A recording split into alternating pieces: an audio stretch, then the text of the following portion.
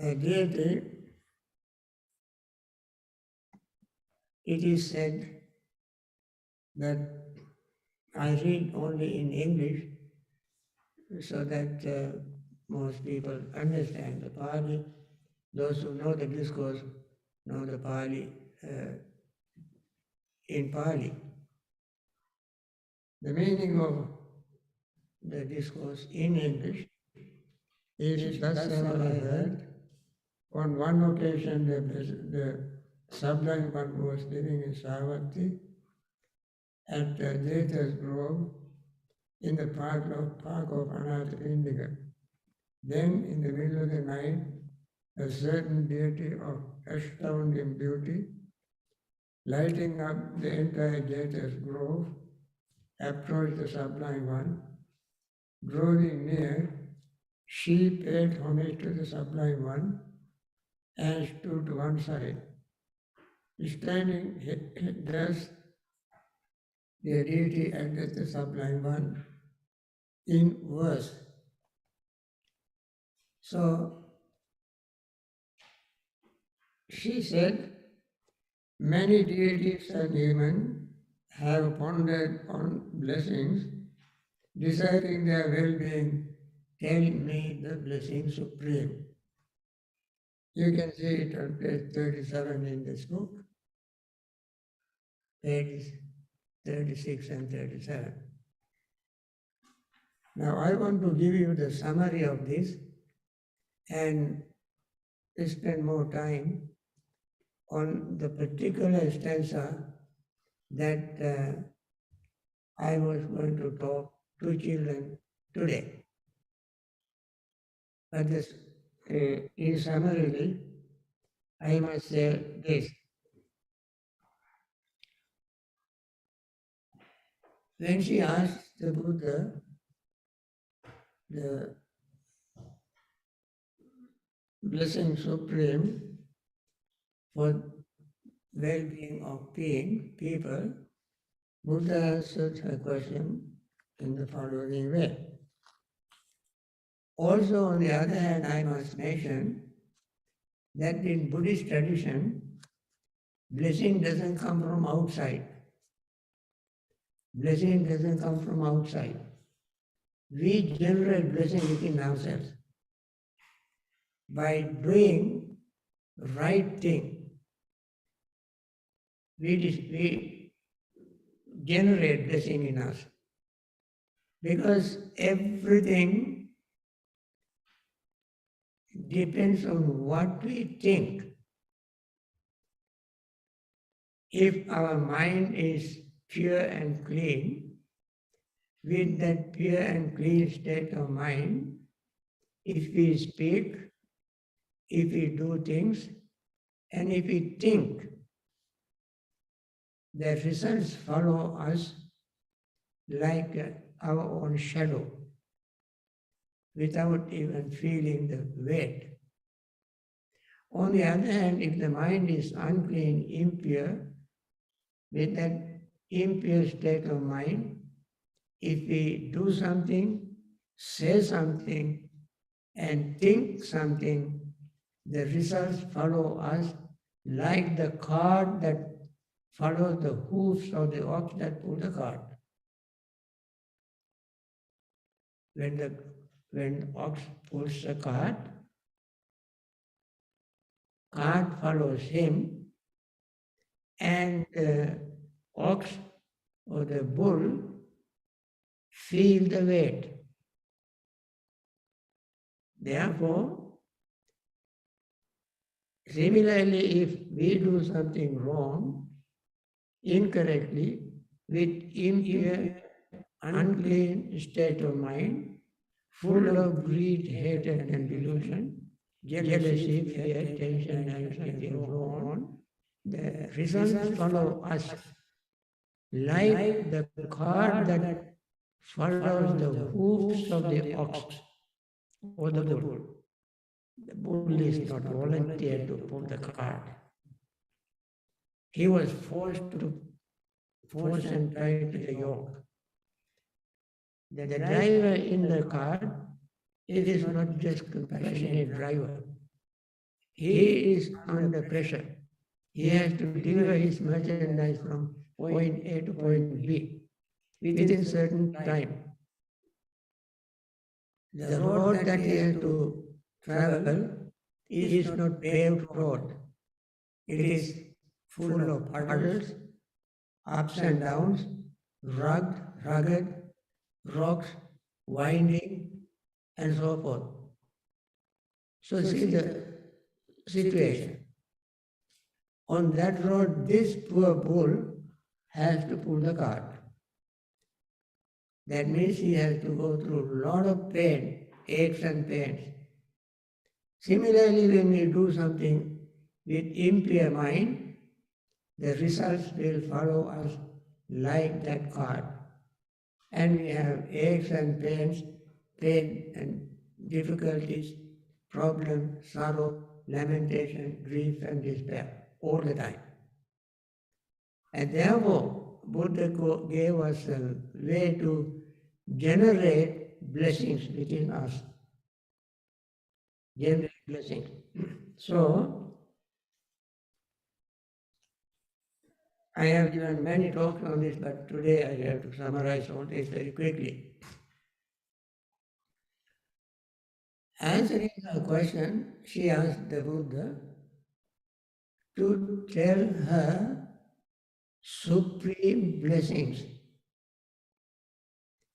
So Buddha said, to associate not with the foolish, to be with the wise, to honor the worthy ones, this is a blessing supreme. Not to associate with the foolish. When we associate with the foolish, we always have pain in the neck, headache, problems, difficulties, no time to rest, no freedom. Fool always drag us into trouble, pain. So many questions can arise from this, but I restrain myself asking those questions, raising those questions. And then to be with the wise, associate with the wise.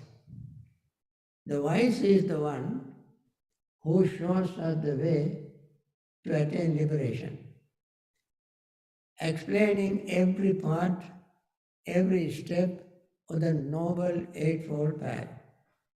The wise is the one who explains the Dhamma, showing us the correct way to attain liberation, to be peaceful and happy. Such a person is called Kalyana Mitta, good friend. In order to attain the stream entry and so forth, we need good friend. So, the Buddha said, associate with the wise. Then, honor the worthy ones. Honor the ones who are worthy of our honor, respect. Who are the worthy ones? The Buddha, Dhamma, Sangha, our parents, our teachers, elders, good people. These are the worthy ones who deserve our respect, honor. So there are three blessings in the first stanza. So when we do this, we always will be happy and peaceful. Then Buddha said, to reside in suitable location, to have good past deeds done, to set oneself in the right direction, this is a blessing supreme. To reside in suitable location, you can think of suitable locations. What are the suitable locations? Locations where there are no crimes, there are other facilities available, shoppings, police, hospitals, and so forth, without crimes, criminals.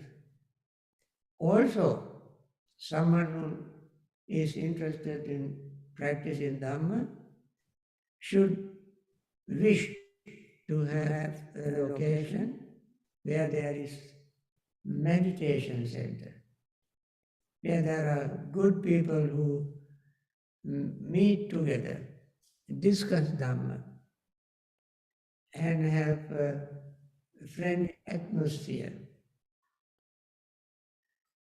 This is one qualification. Then to have passed this done, friends, if you are happy now, you are happy now because you have done some good deeds in the past.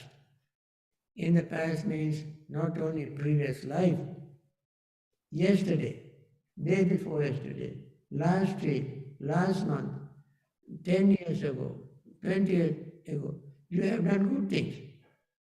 And therefore, you are very happy to have good past deeds done. Very happy, because whenever you think of something that you have done without expecting anything in return, then you will be very, very happy. That makes you,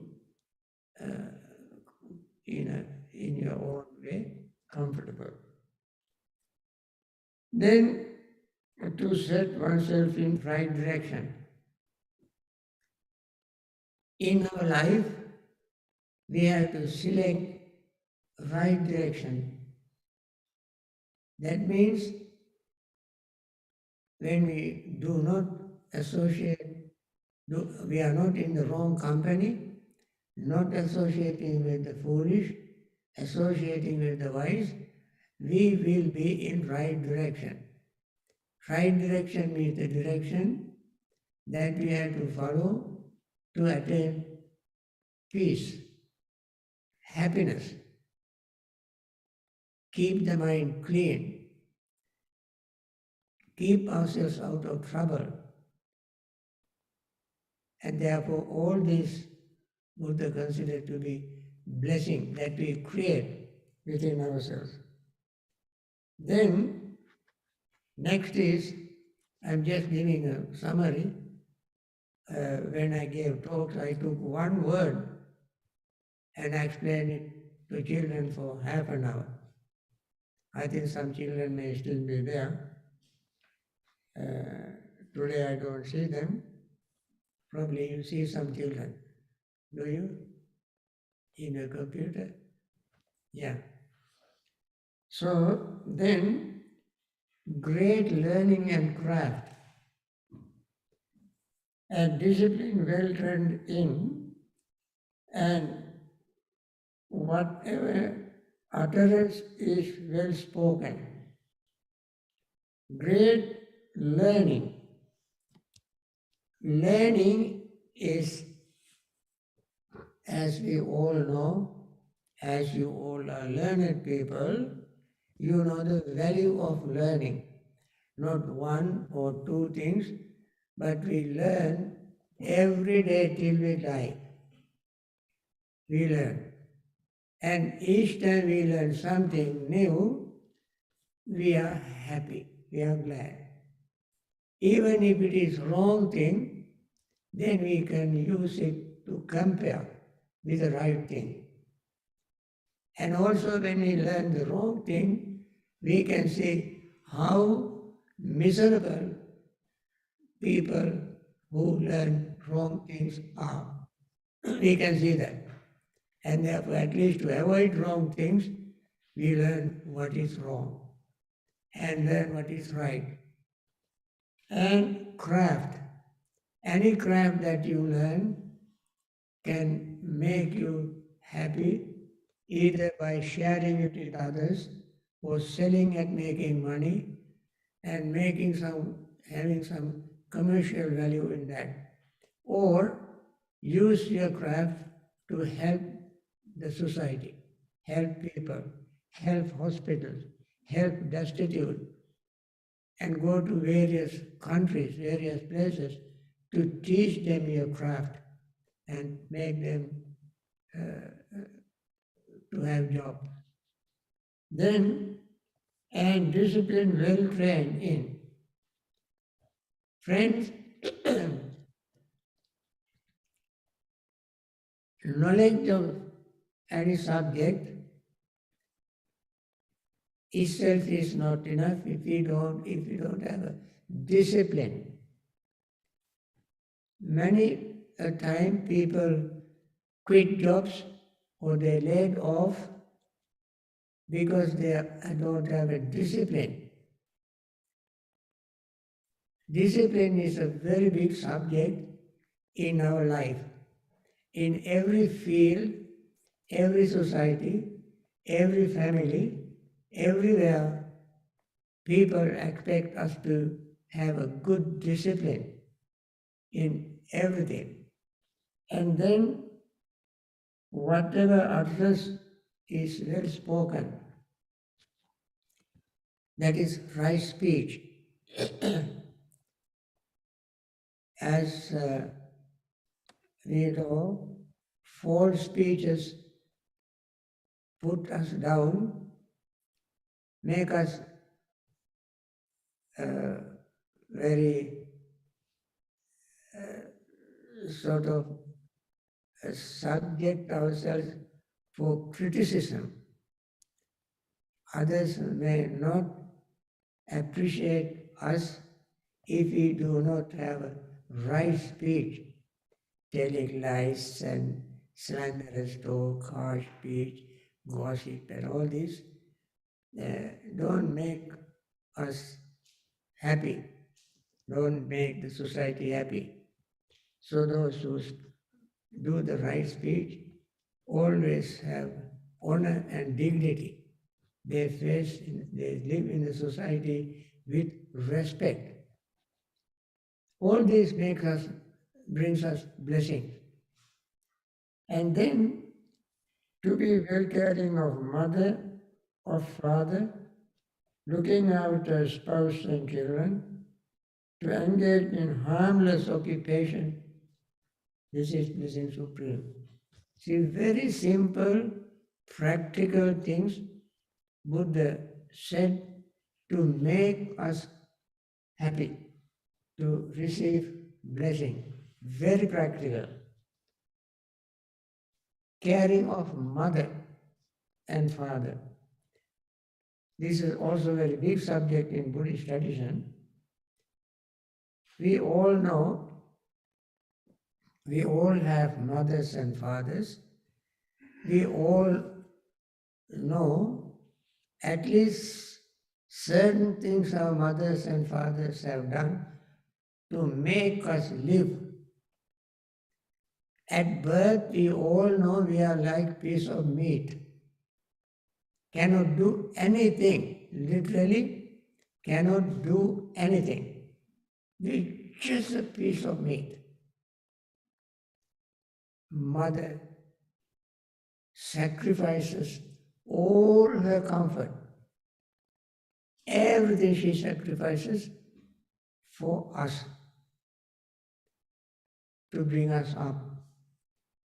During her pregnancy, she has gone through all kinds of inconveniences, troubles, problems, aches, pains, blood pressure, high sugar, cannot sleep, and so forth while we are in the mother's womb.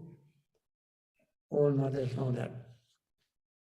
And after birth, she goes through so much pain to deliver, and then soon after that she starts another round of suffering. Until we are sometimes 18, in this society at least until 18, they take care of us. And even if we separate from parents, parents never think that we are living adult's life away from them, they still think, that is my baby, that is my girl.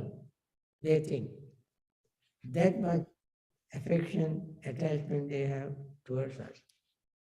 Anyway, when we are able, we should be able to, we must support our mothers and fathers, especially when they are disabled, unable to do their own things.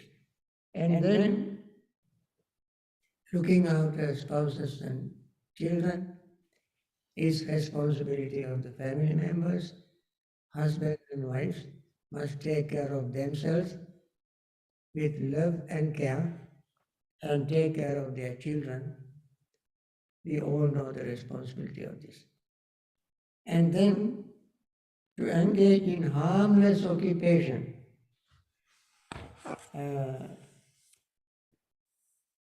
Harmless occupations are occupations like selling guns, buying guns, selling weapons, selling poison, buying poison, selling human beings, buying human beings, and cheating in business, and what else? These are wrong occupations.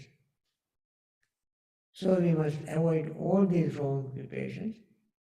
And according to Buddhist tradition, selling livestock, buying livestock for meat is wrong livelihood. Selling liquor and buying liquor is wrong livelihood. Taking drugs and using drugs and selling drugs and buying drugs, wrong livelihood.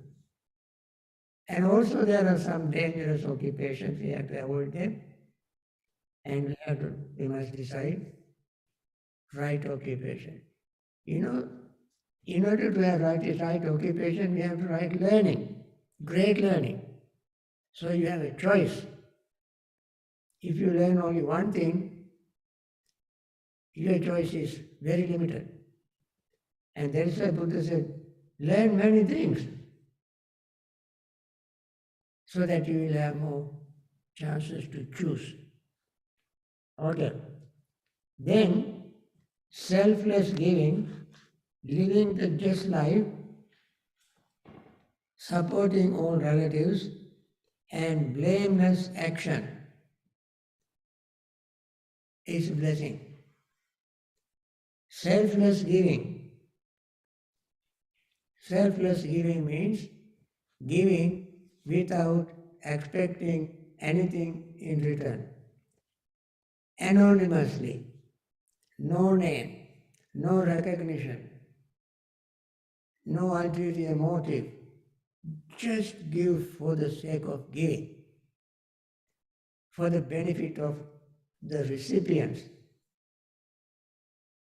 And that also is a big subject in every tradition, religions and otherwise. And living the just life, honest life, and supporting all relatives. If possible, it is very good that if we have enough means to support others, especially relatives, that also brings joy and happiness to us, and therefore that is a blessing. Then, and blameless action. Before we learn blameless occupation, this is blameless action. What is blameless action? Abstaining from killing, abstaining from stealing, abstaining from sexual misconduct. These three in Noble Eightfold Path is called right action. Right action.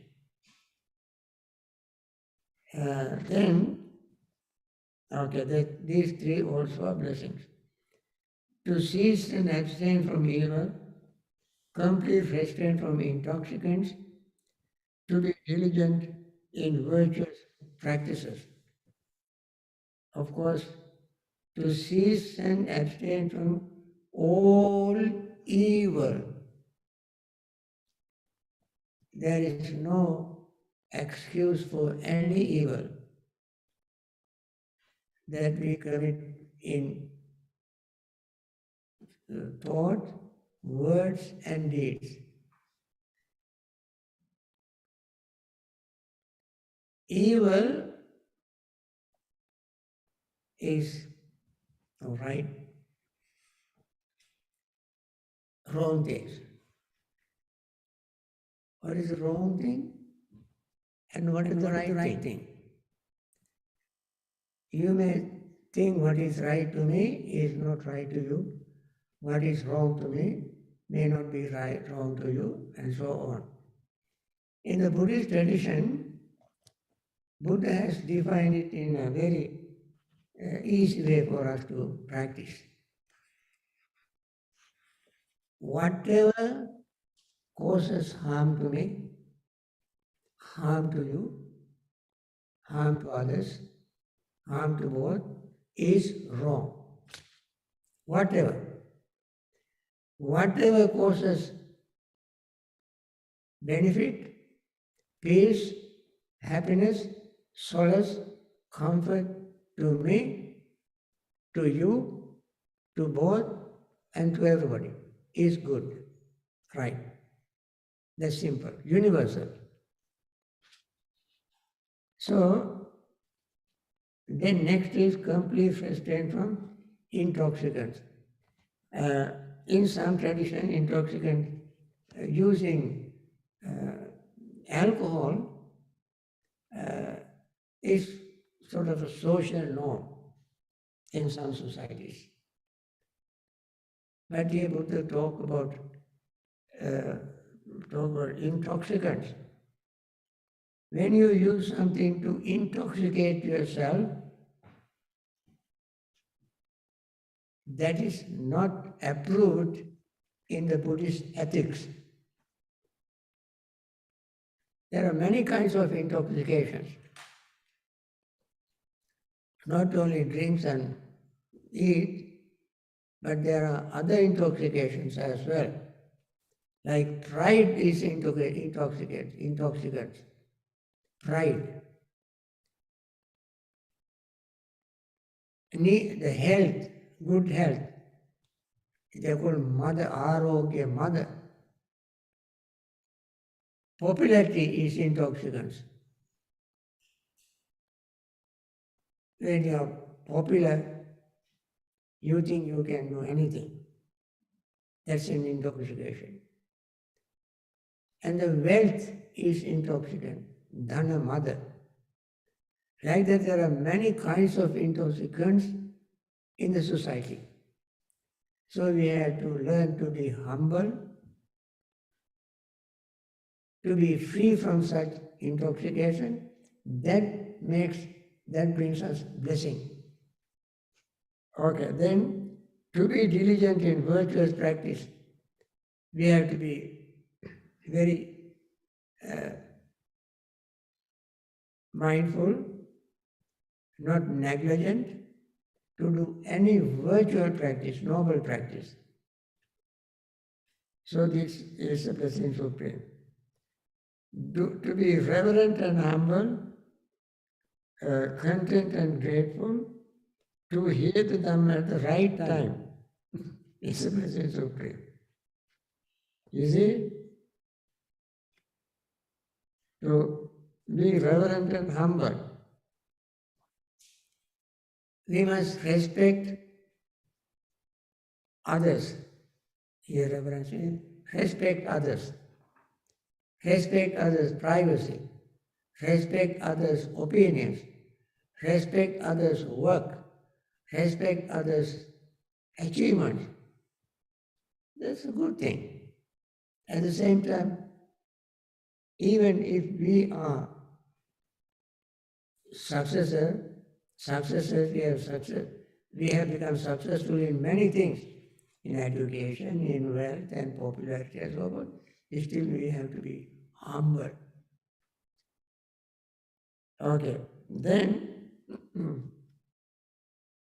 content and grateful. If we are not content, we always are very greedy, that also makes us very uncomfortable.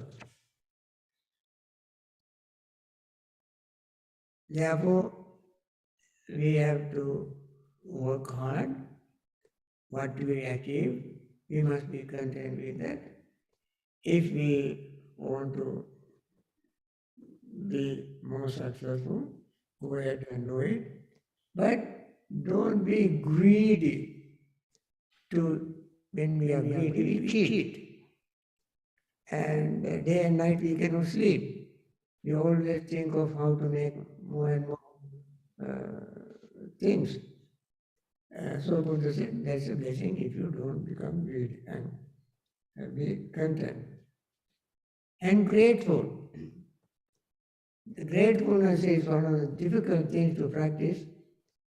Many a time we hear, so and so is so ungrateful, I have done such and such a thing to so and so is not paying me back, not showing any gratitude, gratefulness. So Buddha said that's a very good, noble thing, practice that. And then to hear the Dhamma at the right time. To hear Dhamma at the right time. What is the right time? This time. Right time is when we are young, that's right time.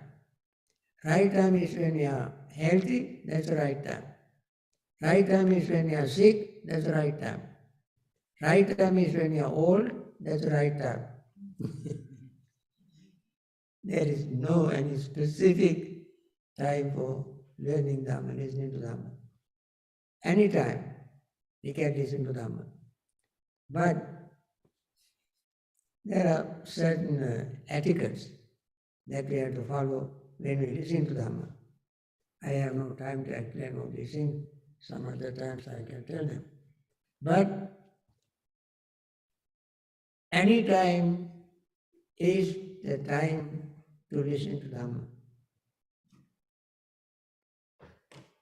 So, and then to be patient and obedient, to see the scene of the recluses, to discuss the Dhamma at the right time. Listening to Dhamma is one thing, discussing Dhamma is the follow-up.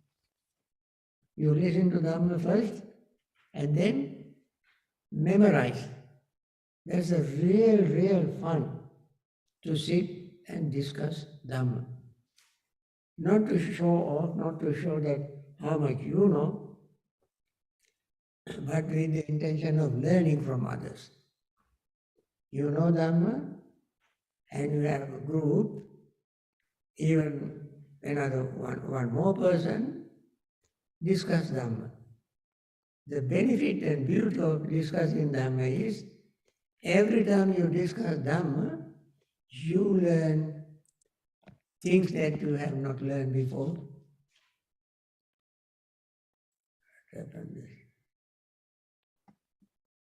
You learn new things.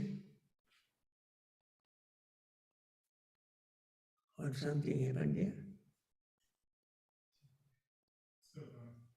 Okay?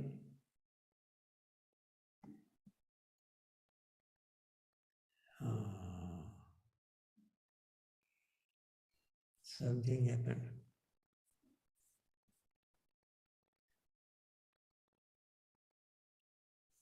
My slide disappeared. Can you come and help me? Slide disappeared.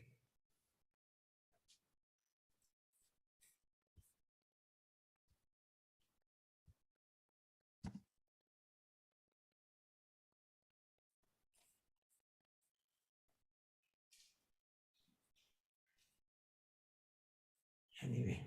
I don't know which one. This one. You do this, let me continue to talk, okay? Yes, please.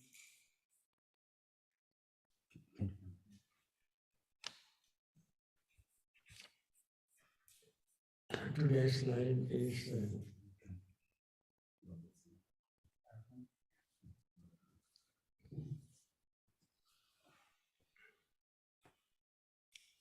anyway, let me continue my talk while these experts are working on my slides.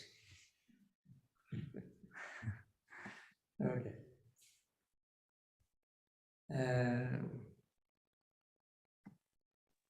To be patient and obedient is the seeing of recluse, to discuss the Dhamma at the right time. Discussing Dhamma at right time, we have to have knowledge of Dhamma. These days, I think you all are very lucky to be born at this time, because this is the time communication is so great. Ready? 22. 22, okay. That's not the one. So great, within a split second, you can get anything. Online, you can download so many Dhamma, you can listen to Dhamma. So many Dhamma talks are there, given by many teachers, groups, and therefore discuss Dhamma, get information from internet, and discuss Dhamma. You will be really delighted to discuss Dhamma anytime. And then next is to live Australian clearly, to see the noble truth and to realize Nibbana. This is the blessing supreme. Thank you very much. Okay.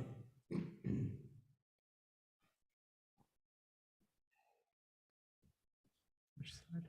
Okay, thank you. Okay.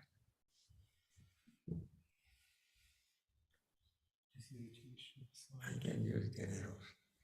Thank you. To live Australian purely. That means we must not be stingy or spendthrift and lavishly waste our means, money and so on, but we must learn to be careful, use what is necessary, and don't throw away what we don't use, and use to support others whatever you don't use, keep it, help others. There are more people in the world who are needy, and they need various things. So we have to be very thrifty.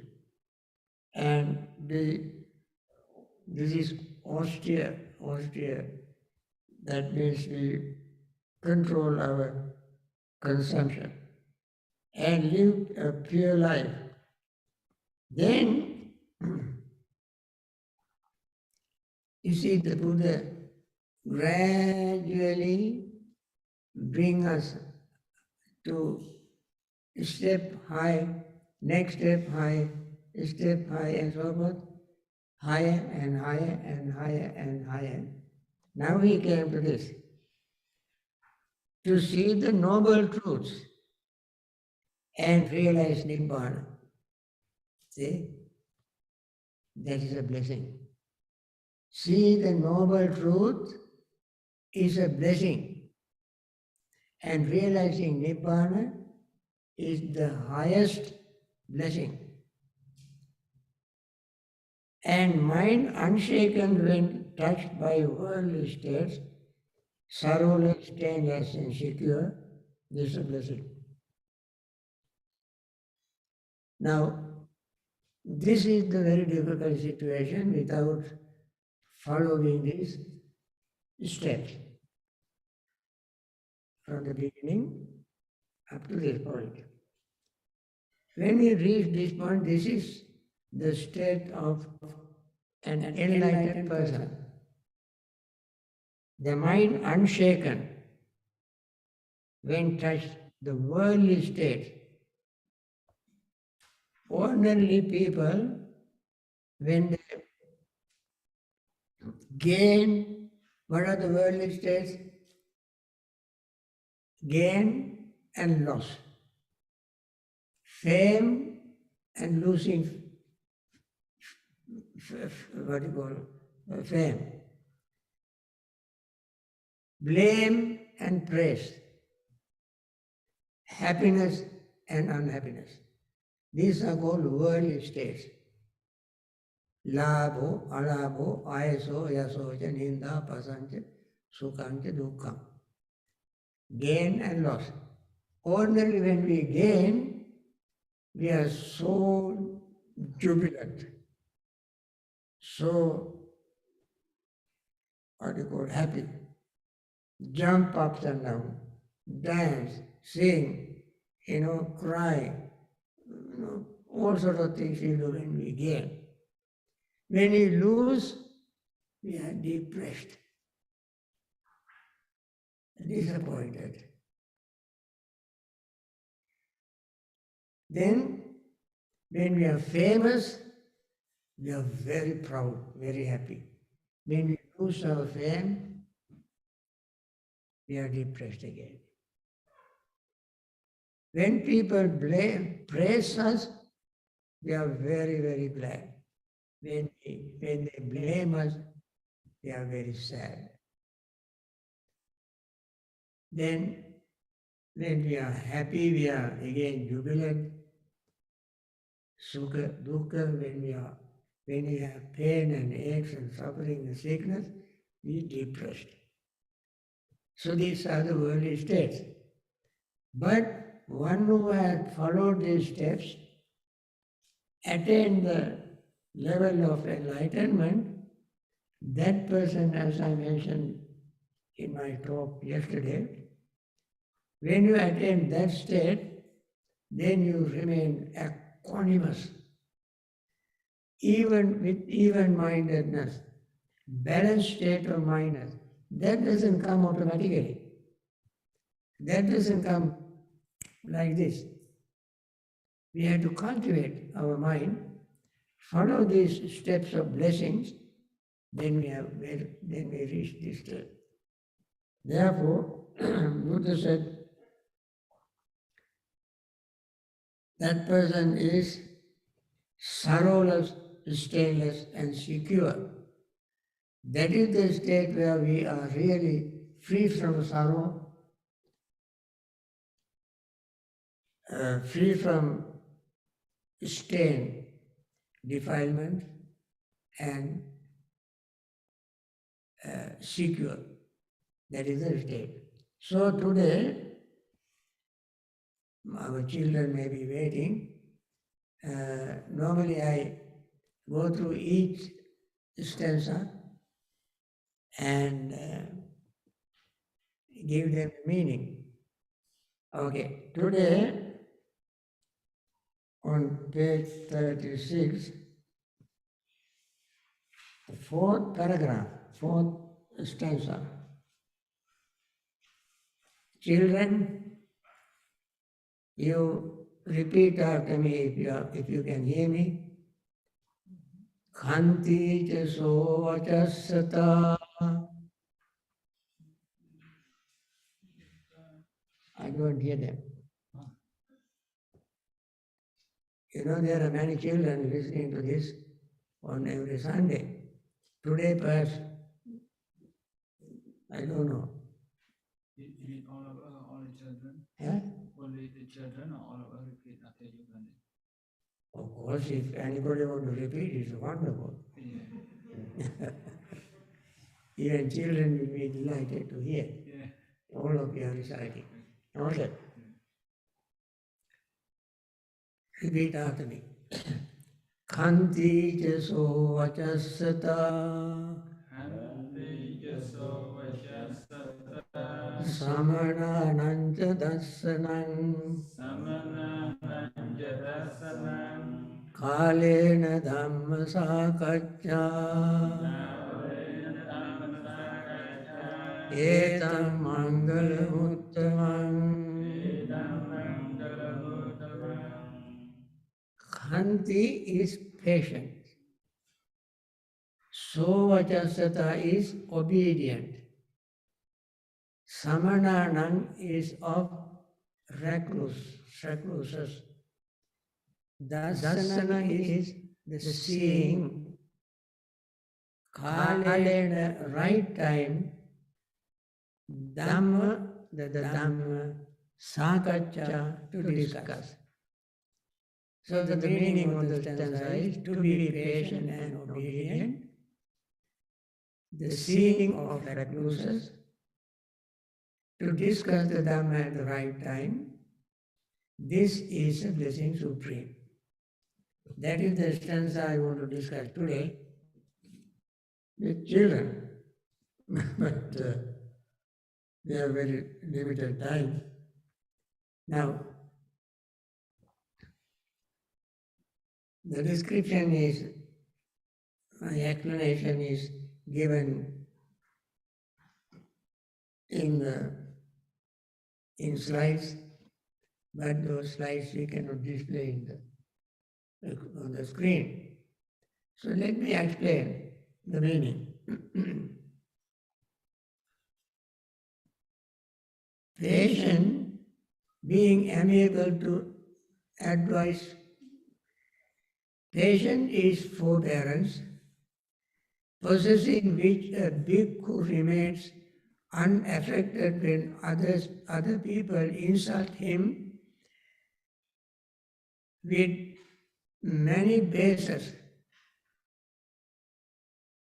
Insult, harm him by injury, imprisonment, and so forth.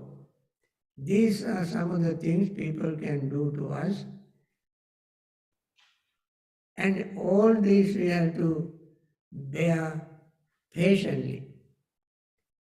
He acts as if he does not hear or see them. Like the preacher of patience, there's a story in Jataka story where Buddha, as Bodhisattva before attaining enlightenment, he was a meditator, practitioner of the Dhamma, and there was a king, very vicious king. He wanted to test his patience. This Bodhisattva, the one who is destined to become Buddha, is called Bodhisattva. He was practicing patience, Khanti. He called Khanti Pala Jataka.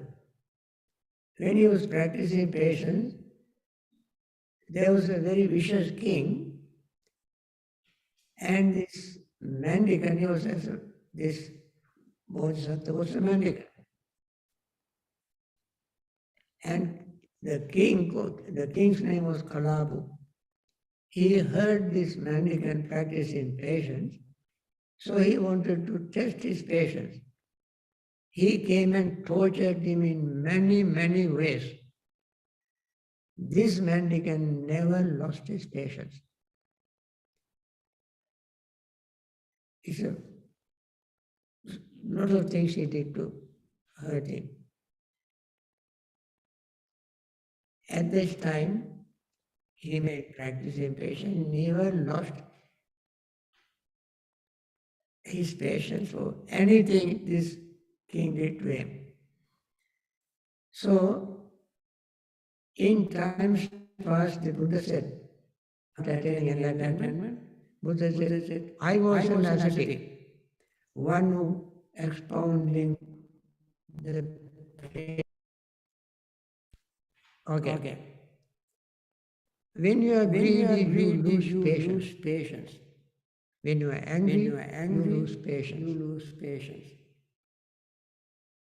He who, what Buddha said, he who checks rising anger as charioteer checks rolling chariot, him I call true charioteer.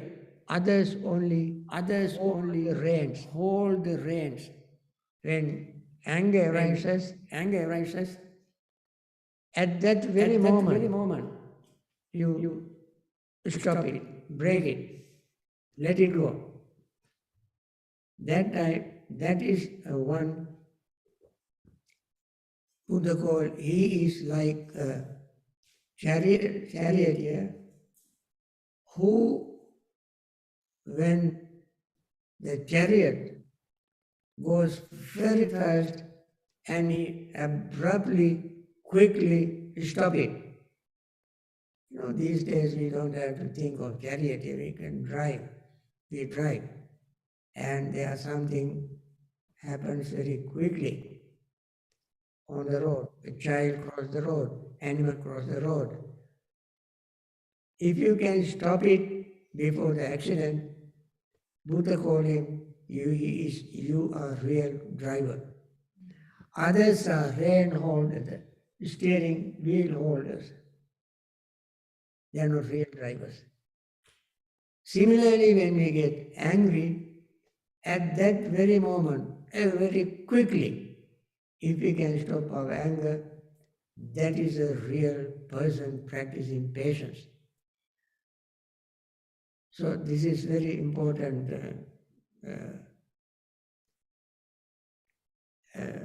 point. I tell you another simple story of Venerable Sariputta. Sariputta is known for his patience. One day, Venerable Sariputta had two chief disciples, Sariputta and Moggallana. These two statues here represent those disciples, two chief disciples, two chief male disciples, two chief female disciples. Kema and Uppalavanna was two chief female disciples. Anyway, one of these monks is called Sariputta. He is second only to the Buddha. Great person, full of patience. One day when he was taking his alms bowl, like this, the one he used at the dining, lunchtime, breakfast time, taking it, and he was walking on the road in his arms. Brahmins sitting by the road was talking. One of them said, no, that monk is very patient. He has a lot of patience. Very good monk. Then another person said, let me go and try. He went behind Venerable Sariputta and gave him a big blow to him from behind. Sariputta was thrown few feet ahead. The blow was so strong. Sariputta continued to walk. He even did not turn back to see who beat him, who gave the blow. This man felt so bad. So he came around and knelt before him and said, please forgive me. Sariputta asked him, why you ask me to forgive you? Because I beat you. I gave you a blow. I said so. I forgive you.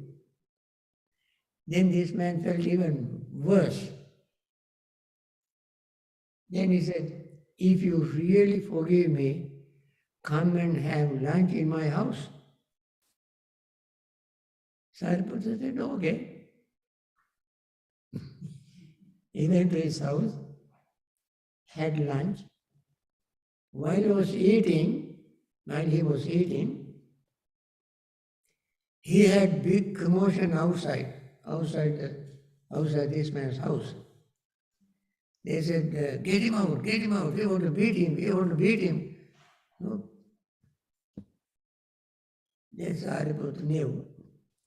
Other people in the neighborhood heard that this man gave a blow to Sariputta, and they were very upset. They want to beat him for beating Sariputta. Then Sariputta thought, oh, this man is going to get into trouble. After eating, Sariputta gave his alms bowl to this man. You take the alms bowl and follow me. When he was coming out of the house, people shouted, take the alms bowl back, take the alms bowl back. Then Sariputta said, why? Because we want to beat him. Why you want to beat him? Because he beat you. Is it so? If he beat me up, I have forgiven him. You all go home. See the way he settled even that dispute with his tremendous patience. So, friends, when we have patience, we can achieve a lot of things. We can accomplish a lot of good states. And therefore, patience is a wonderful virtue to practice. Patience has no limit. If there is a limit to patience, it is not patience. People say, I am losing my patience. I have come to my limit. I came to red line. And so forth. That means their patience is not that strong. So friends, so many things to say, but today my time is limited. I think this much is enough. And I want to continue this talk to children next Sunday at 3 o'clock. And I simply wanted to share with you the Buddha's supreme wisdom of bringing Dhamma to our life in the most practical way. Bringing Dhamma to us in the most practical way. He is not just a philosopher or theorist. He's a very, very practical person. And that's why when we talk about blessings, he talks about the blessing that we can create within ourselves. We can create blessings within ourselves. With this, I want to end this talk. Thank you very much for your support. And sorry I didn't have much time to continue it. Maybe next time. Okay?